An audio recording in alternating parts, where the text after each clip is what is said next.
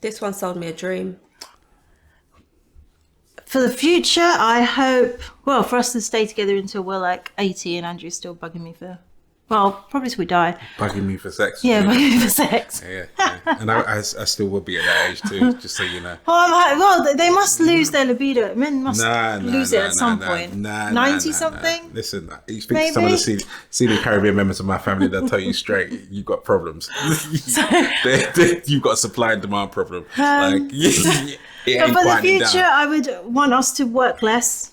So to be able to be financially in a position where we're not necessarily rich. Well, Andrew would like us. I would, well, no, rich would be great, but where we don't have to work all the time, or we could take time off, or decide to go on holiday for a month from work, and not for it not to be a bother. That's what I would like for our future. We have this vision, right? I know we've spoken about this vision. You go. No, go on. Go on, man. You go, man. You go. All right. We have this vision that is really around. We saw. It was really you that identified it, but it was seeing an elderly couple together, right? And I don't know. They just looked so in love, but they were. I don't know, what age would you have said? 80, about 80. I'd say.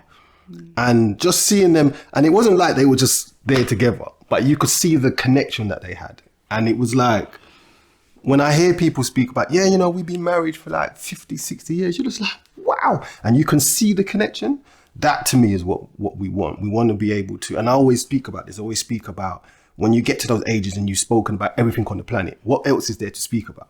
And I then start listening to my mum's stories about how the world gets smaller when you get older, because friends pass away and the world seems very strange because you can't conversate with people about things that you would have done when you was younger, or how you see the world, because things are changing so fast. And so for us to be able to still have that connectivity and have that companionship, to be able to have those sorts of conversations, is definitely one of our aims. We would love to see that in the future, because we just think that they look so cute. It's like seeing two school children together where, the boy might be carrying, we've seen that as well, right? We've seen the boy carrying the girl's books, and it was like, that's so cute. But then seeing that with the elders as well, it's just like, that is definitely goals that we would definitely like to achieve. My aim for our future is for us to be our own brand, and therefore that there is no interruptions to the income no matter where we go or live in the world. I'd love to just create our own bubble whereby us and the family are our financial contributors, and therefore then that also then equals the fact of what the ultimate goal, which is the release of time.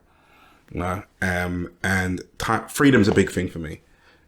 Freedom's a big thing for me, both in the literal terms and also financially. I'd like us to be. I don't want our kids to grow up. Not necessarily. I want them to understand the value of earning your own money and having money, but I don't want them to have the limitations of not being able to do stuff because you can't afford it.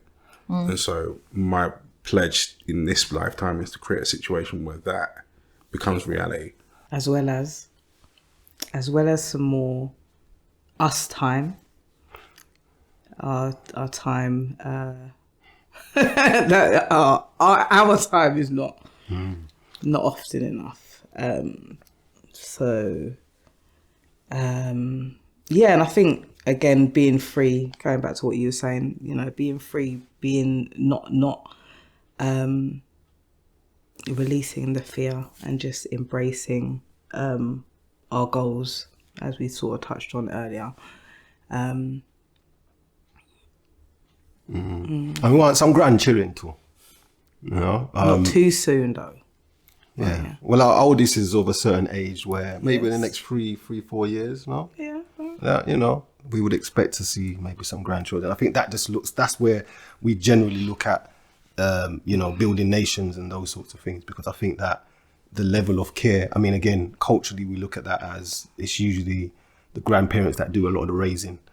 Parents go to work and build their own lives, but it's the grandparents that play that particular role. And I think we would both really embrace that as well. So, yeah. What do I hope for our future?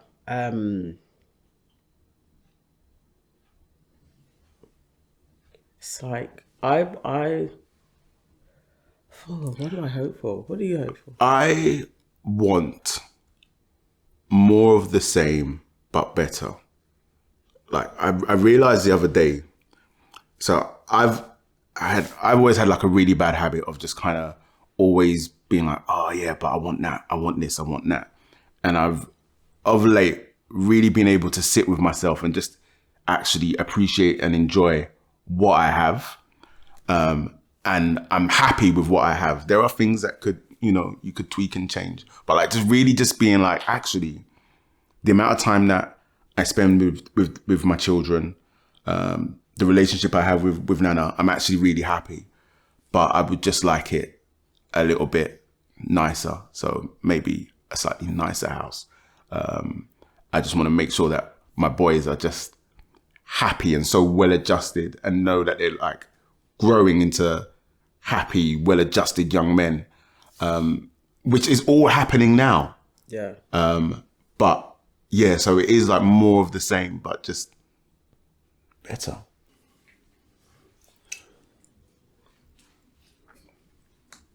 This one sold me a dream. I was meant to be a wife, multiple holidays per year, living my best. No, I'm joking. To be honest, with us, I actually quite like the fact that we haven't tried to rush into that kind of thing. Firstly, because obviously he needs time to save for my big ring. But also, no joking, no joking. Do you know what it is? We've always had something more important to think about and I much rather have a nice house and be comfortable and do all the other stuff that we do than worry about having a ring. Like I'm not that woman. From my perspective, I think the stability of our relationship was more important first, of making sure, we had everything else in place, i.e. all the creature comforts that were needed, and also making sure, we were in a stable environment, not just for ourselves, but for our kids. Yeah. Yeah, more of the same in comfortable surroundings. Yeah. I think that's it. And yeah, I think I'm probably like stuttering because a part of my brain is saying it feels a little bit shallow, because actually what I'm asking for is maybe a nicer house and a nicer area to live or something like that. Yeah.